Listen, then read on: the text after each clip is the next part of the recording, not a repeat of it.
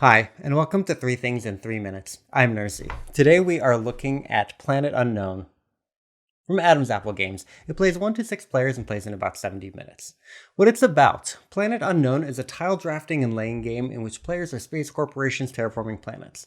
Now each round, the commander player will rotate a tray to take the tile that they want and place it on their map, while the other players will have to choose based on the tiles facing them. Now placing the tiles on the board will move players up on tracks based on the resources on the tile, which in turn give players victory points, access to new technologies and scoring mechanisms, greenery to fill in the holes, and rovers that scoop up meteorites and life pods for points.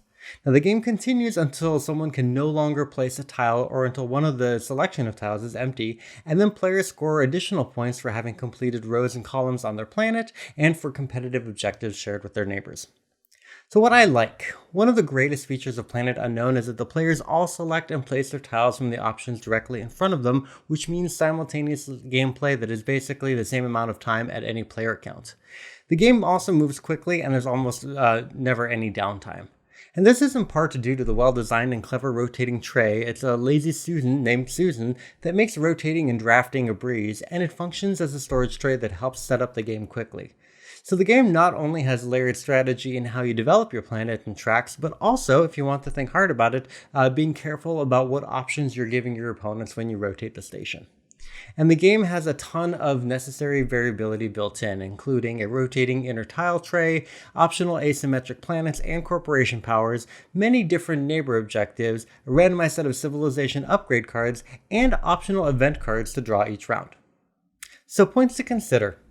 Now, while some of the colors and images are generally clear, the cartoony iconography of the planets comes into contrast with the aesthetic of the planets themselves, so making it look like a big quilt at the end of the game. And while some of the artwork here obscures exactly where some of the important ice spaces are on some of the planets.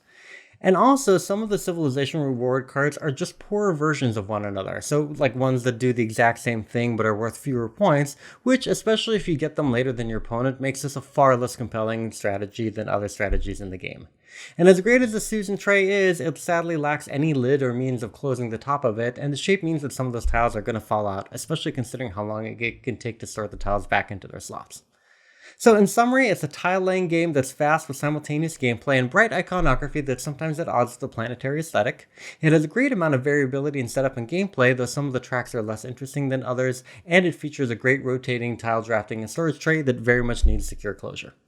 Thank you so much for watching. Please make sure you like and share this video and you subscribe to the channel. Thanks.